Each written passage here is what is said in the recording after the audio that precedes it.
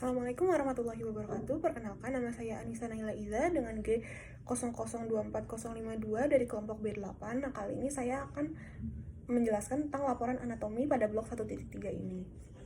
Nah, laporan yang pertama yaitu Alif baru saja flexing ke circle tongkrongannya gara-gara perutnya mirip roti sobek pas mereka nongkrong. Nah, teman-temannya yang merasa insecure bertanya ke Alif bagaimana cara biar bisa six pack maksimal. Alif sebagai gym bro yang profesional memulai penjelasan tentang anatomi otot yang bikin perut jadi kotak-kotak. Nah, LO yang pertama yaitu jelaskan tentang pembagian lapisan-lapisan dinding abdomen anterior dan posterior. Yang kedua, jelaskan sistem otot yang ada di abdomen. Dan yang ketiga yaitu jelaskan struktur penggantung yang menjaga organ pencernaan pada posisinya. Nah, untuk LO yang pertama, lapisan-lapisan otot ini secara garis besarnya bentuk lapisannya atau gambaran lapisannya seperti ini. Nah, lalu pada anterior dia itu terdapat kulit, lalu dia ada fascia superficialis yang terdiri dari fascia Camper dan juga fascia scarpa. Lalu setelah itu ada fascia profundanya. Setelah fascia profunda, dia ada muskuli dan juga aponeurosisnya. Nah, muskulinya itu terdiri dari musculus obliquus externus abdominalis, lalu ada musculus obliquus internus abdominalis, selanjutnya ada musculus transversus abdominalis, yang keempat ada musculus rectus abdominalis, dan yang terakhir ada musculus pyramidalis. Lalu setelah muskulus ini, dia ada juga fascia transversalis. Lalu selanjutnya setelah fascia transversalis, dia itu juga ada fascia extraperitonealis, dan juga yang terakhir pada lapisan terakhir di anterior dia terdapat peritoneum parietale. Lalu selanjutnya ke bagian posteriornya. Nah, di posteriornya itu di lapisan paling atasnya itu terdapat kulit, lalu dia juga memiliki fascia superficialis dorsi, dan yang ketiga dia ada musculus. Nah, lapisan pertama itu ada musculus latissimus dorsi, lalu lapisan yang kedua itu terdiri dari musculus obliquus externus abdominalis, lalu dia ada musculus erector spinae.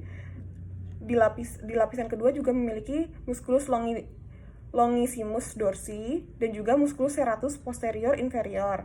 Lalu di lapisan ketiga dari muskulusnya terdiri dari musculus multifidus, musculus interspinalis, dan juga musculus obliquus internus abdominalis. Nah, selanjutnya di lapisan keempat atau lapisan terakhir dia itu terdapat musculus quadratus luborum, juga ada musculus iliopsoas. Dia juga memiliki yang terakhir musculus transversus abdominis. Nah, pada lapisan posterior terdapat juga fascia extraperitonealis dan juga yang terakhir ada peritoneum parietale. Lalu untuk muskulus pada atau otot-otot pada bagian abdominal, di itu terdapat flat muscles dan juga vertical muscles. Nah, flat muscles itu terdiri dari musculus obliquus externus yang berbentuk seperti huruf V. Lalu dia juga ada musculus obliquus internus yang berbentuk seperti huruf A, dan dia ada juga musculus transversus. Lalu di vertical muscles yang dibungkus oleh vagina musculi recti, dia terdapat musculus rectus abdominis yang dia memiliki intersectiones tendinae, yaitu pada processus xiphoideus, di umbilicalis juga ada, dan juga di antara processus xiphoideus dan juga umbilicalis. Lalu yang terakhir dia juga ada musculus pyramidalis. Nah, musculus pyramidalis ini tidak selalu ada pada tiap orang. Nah, selanjutnya yaitu adalah struktur penggantung atau bisa disebut mesenterium. Nah, mesenterium ini melekatkan viscera intraperitoneal ke dinding abdomen posterior. Nah, contohnya itu seperti pada kolon. Kolon itu memiliki mesenterium yang disebut mesokolon. Lalu dia juga terdapat pada intestinum tenue yang disebut juga dengan mesenterium. Nah, yang terakhir, dia juga terdapat pada appendix yang juga disebut dengan mesoappendix.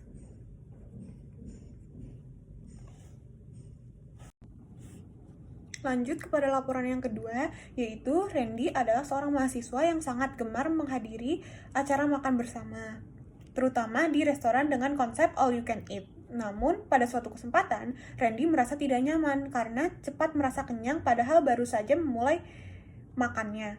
Hal ini membuatnya khawatir ada yang tidak normal dalam sistem pencernaannya. Sebagai teman yang baik, jelaskan ke Randy tentang traktus digestivus superior, mulai dari mulut sampai rambung, serta bagaimana kompensasi sphincter dan gerakan pencernaan saat dia lagi makan rakus di all you can eat. Nah, yang pertama itu ada cavitas oris yang terdiri dari vestibulum oris dan juga cavitas oris itu sendiri. Nah, vestibulum oris ini yaitu batasan antara labium dan gingiva. Di dalamnya itu ada seperti sebuah ruang. Nah, itu ruangnya itu disebut dengan vestibulum oris. Nah, rima oris itu gerakan ketika membuka keluar, dan juga ada juga isthmus faucicum yang setinggi vertikal torakal 2. Nah, dia itu membuka ke oropharyngealis. Nah, di sini terlihat ada lalu ada juga batas-batas dari cavitas oris. Nah, yang pertama itu batasnya itu ada pada palatum durum dan juga di atasnya itu ada palatum durum dan palatum molle. Lalu di dasarnya itu ada diafragma oris dan lidah. Di anterior atau di depannya itu ada rima oris, dan di posteriornya itu ada isthmus faucicum yang berada di sini. Nah, lalu di lateralnya itu dia juga punya corpus adiposum buccae dan juga processus alveolaris mandibula dan juga maxilla. Nah, lalu di palatumnya itu di palatum durum atau yang depan sini 1/2/3 anteriornya itu terbentuk dari processus palatinus osis maxillaris, dan juga 1/3 posteriornya itu yang di belakangnya itu dia terbentuk oleh lamina horizontalis osis palatini. Nah, lalu ada palatum molle. Nah, palatum molle itu memiliki 5 muskulus. Nah, yang pertama itu adalah musculus tensor veli palatini. Yang kedua adalah musculus levator veli palatini. Yang ketiga adalah musculus palatopharyngeus. Lalu juga ada musculus uvulae dan juga ada musculus palatoglossus. Lanjut, di lingua terdapat sulcus yang menjadi batas antara corpus dan juga radix, yaitu namanya sulcus terminalis. Nah, selanjutnya untuk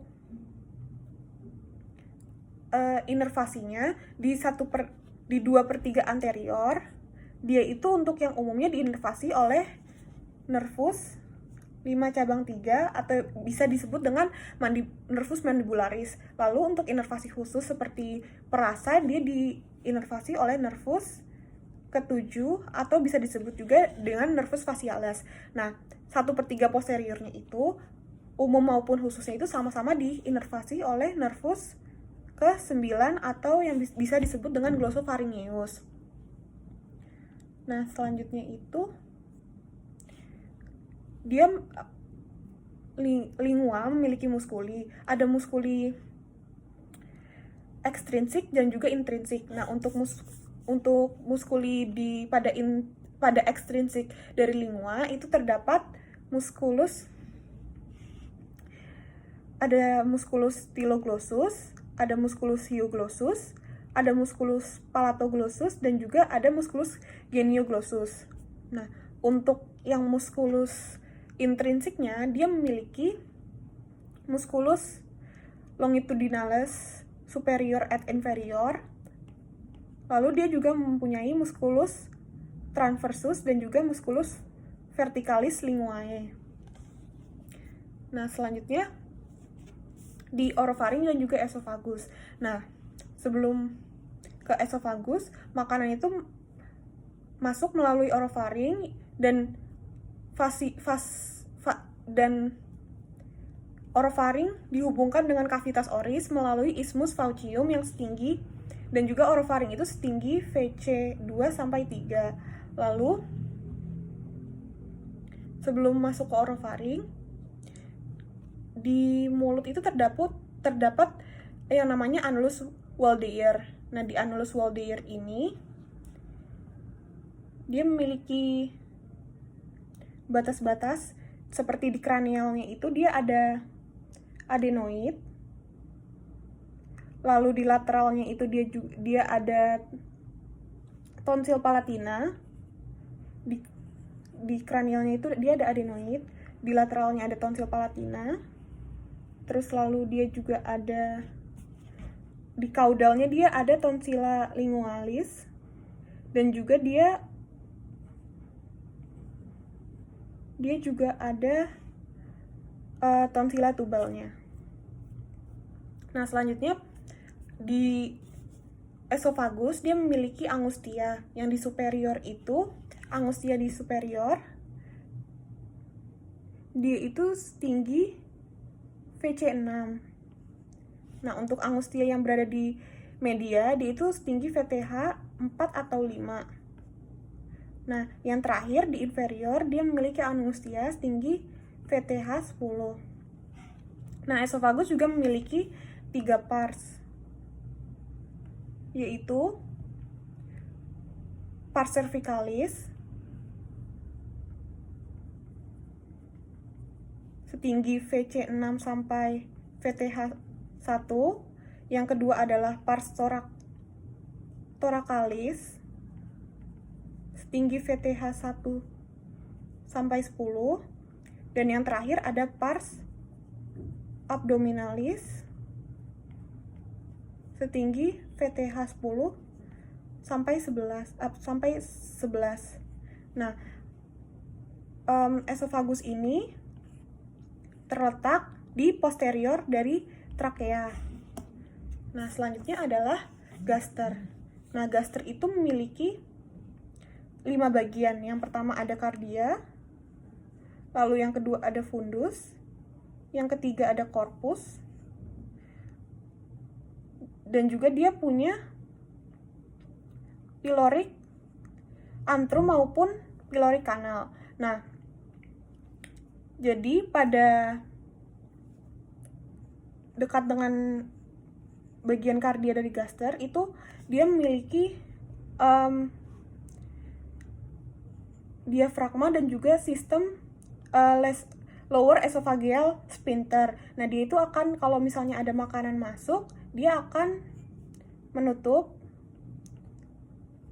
agar tidak terjadi, agar makanan tidak kembali ke atas atau dan terjadi reflux. Nah, lalu pada gaster ini dia juga ada yang kecil bagian sini itu dia disebut dengan curvatura minor, dan yang di belakangnya itu disebut juga dengan curvatura mayor. Nah, di curvatura minor, pada curvatura minor dia akan dilekati oleh omentum minus yang memiliki 2 ligamen,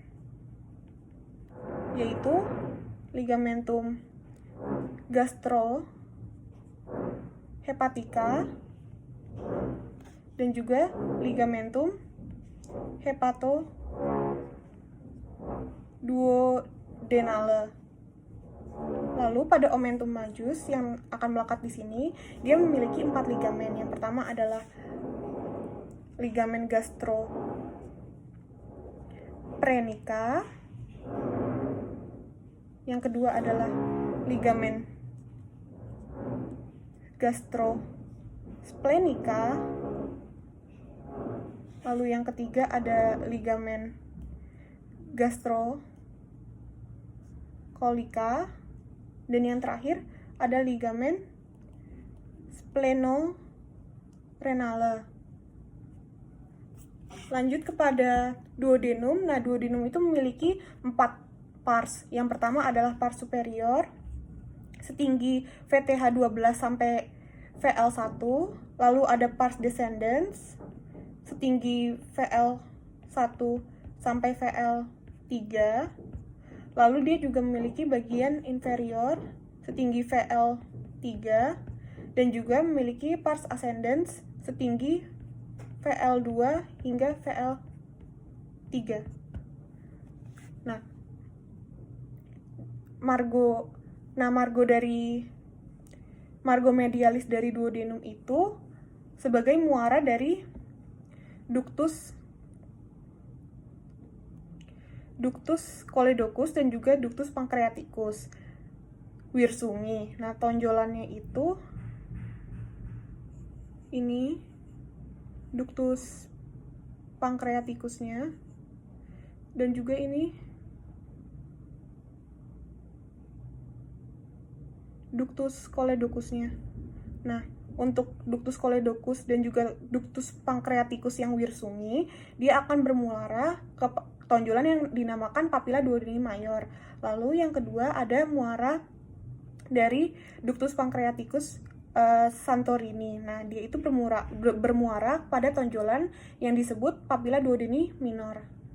Nah, lalu dia juga ada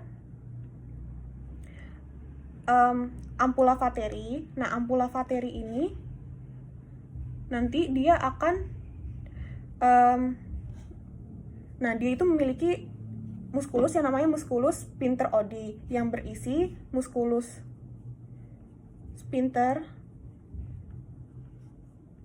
choledochi, lalu juga ada musculus sphincter ampulla vateri, dan yang terakhir dari bagian musculus sphincter Oddi dia juga ada musculus sphincter ductus pancreaticus. Selanjutnya ada laporan ketiga. Nah, Andre, seorang mahasiswa tingkat akhir, merasa tidak nyaman setelah mengonsumsi makanan cepat saji selama sebulan penuh karena kesibukan menyelesaikan skripsi. Ia mengalami perut kembung, rasa tidak nyaman di bagian bawah perut, dan gangguan buang air besar. Dalam obrolan ringan di kampus, Andre mengeluh kepada Anda sebagai teman yang baik. Jelaskan kepada Andre tentang tractus digestivus inferior. Nah, LO yang pertama yaitu jelaskan tentang perbedaan jejunum dan ileum. Lalu yang kedua adalah jelaskan struktur bangunan di kolon. Dan yang ketiga adalah jelaskan anatomi yang berhubungan dengan pengeluaran feses. Nah, yang pertama itu adalah jejunum dan juga ileum. Nah, perbedaan jejunum dan ileum dapat dilihat di sini. Yang pertama, jejunum itu memiliki otot yang tebal, sedangkan ileum memiliki otot yang tipis. Lalu, yang kedua, arkades jejunum itu hanya 1-2 tingkat, sedangkan ileum arkadesnya itu bersusun dan kompleks. Nah, yang ketiga, fasa rekta jejunum itu panjang-panjang, sedangkan fasa rekta pada ileum itu dia pendek. Lalu, yang keempat, ada vaskularisasi pada jejunum itu banyak, sedangkan pada ileum vaskularisasinya sedikit. Lalu, yang kelima, plak Peyery di jejunum itu hanya ada beberapa, sedangkan di ileum memiliki plak Peyery yang banyak, dan masih banyak lagi. Ini hanya beberapa perbedaan dari jejunum dan juga ileum. Lalu, lanjut, ini adalah struktur bangunan kolon. Nah, kolon itu terdiri dari kolon ascendens, kolon transversum, kolon descendens, dan juga kolon sigmoideum. Nah, bagian penting pada kolon itu adalah tenia coli. Yang pertama adalah tenia coli. Nah, tenia coli itu dia ada tenia mesocolica, ada tenia augmentalis, dan juga ada tenia libera. Lalu, bangunan penting yang kedua yaitu adalah incisura, dan juga ada haustra. Lalu, bangunan penting yang ketiga yaitu adalah plica semilunaris coli, dan yang keempat adalah appendices epiploicae, dan juga yang terakhir itu dia ada sulci paracolici dextra et sinistra. Nah, lanjut. Nah, kolon itu dia memiliki 4 bagian seperti yang saya sebutkan tadi. Ada ascendens, transversum, descendens, dan juga sigmoideum. Nah, kolon ascendens ini dia akan membentuk flexura coli dextra. Nah, dia itu dipisahkan dari dinding abdomen oleh omentum majus. Lalu selanjutnya kolon transversum. Nah, kolon transversum ini dia mulai dari flexura coli dextra hingga flexura coli sinistra. Nah, flexura coli dextra ini dia setinggi VL2, sedangkan flexura coli sinistra dia setinggi VL1. Nah, lalu pada kolon descendens dia itu berjalan dari flexura coli sinistra hingga pinggir pelvis. Nah, selanjutnya ada kolon sigmoideum, dia itu akan berlanjut ke rektum. Nah, dia ini penggantung dari kolon sigmoideum itu disebut juga dengan mesokolon sigmoideum. Lalu selanjutnya ada kanalis analis atau kanal dari bangunan anal. Nah, dia itu memiliki 3 segmen. Yang pertama yaitu segmen zona columnaris, lalu dia juga ada pecten linea, dan juga yang di bawahnya itu ada zona cutanea. Nah, zona columnaris dan juga pectinea dia itu dipisahkan oleh linea yang disebut dengan linea pectinate. Lalu pada pecten analis dia dipisahkan dengan zona cutanea oleh linea yang bernama linea anocutanea. Nah, terus juga ada zona hemoroidales. Nah, itu dia tempat memungkinkan terjadinya benjolan hemoroid karena pelebaran venae hemoroidales. Nah, dia itu kalau hemoroid dianya internal, dia itu bakal terjadi di atas linea pectinea seperti di sini. Nah, tapi kalau misalnya dia hemoroid eksternal, dia akan terjadi di bawah linea pectinea. Sekian dari saya, terima kasih. Mohon maaf bila ada salah. Wassalamualaikum warahmatullahi wabarakatuh.